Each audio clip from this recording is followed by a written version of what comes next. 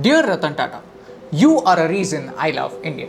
Happy birthday. Today on 28 December, it's your birthday. I want to take this moment to remind you that we love you. Ratan means gem, and you have given us a lot of gems, like your word. Thank you for keeping your promise. You made a promise to make the most affordable car in the world. A car for just 1 lakh rupees. Everybody laughed. It's just impossible, they said. And maybe they were right. We live in a world where even an auto rickshaw costs more than 1 lakh rupees. Your production was delayed, your factory moved, and raw materials costed more than when you made the promise. By the time you had finished production, time had changed. Selling a car close to 1 lakh rupees meant bearing huge losses, and yet you said, a promise is a promise. This country has given a lot to the Tatas, and it is okay to give something back to this country. These were your thoughts. In an era where decisions are driven by numbers, who cares to keep a word? You did. Thank you, Ratan. Did you know Ratan Tata is an amazing pilot? In 2007, he became the first Indian to fly an F-16 Falcon. This fighter jet is super fast. At the top speed, it can reach from Mumbai to Delhi in just half an hour. You have a fighter spirit in you, and you identify the fighter spirit in young businessmen too.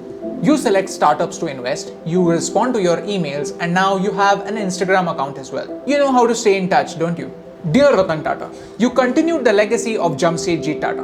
You know the story of the Taj Mahal Palace in Mumbai, right? In the British Raj, Jamsetji Tata was denied entry in a hotel in Mumbai just because he was an Indian. So Jamsetji Tata made a hotel that was 10 times better than that one. And you continued this legacy. Tetley Tea, the world's second largest tea manufacturer, Tata acquired it in 2000. Jaguar and Land Rover, Tata's acquired them in 2008. These are British companies, and now they have Indians on top.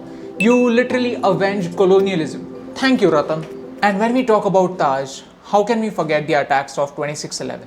When an icon in Mumbai was attacked by terrorists, you said, we can be hurt, but we cannot be knocked out. You stood outside that burning building of Taj, regardless of your own safety. I mean, you didn't have to do that.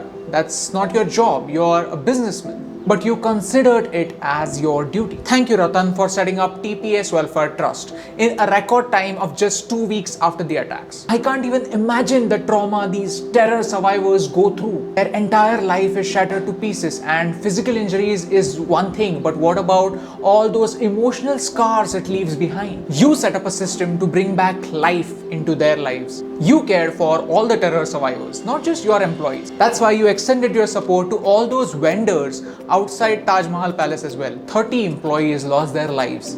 You knew that loss cannot be compensated, but you reduced the burden on their families.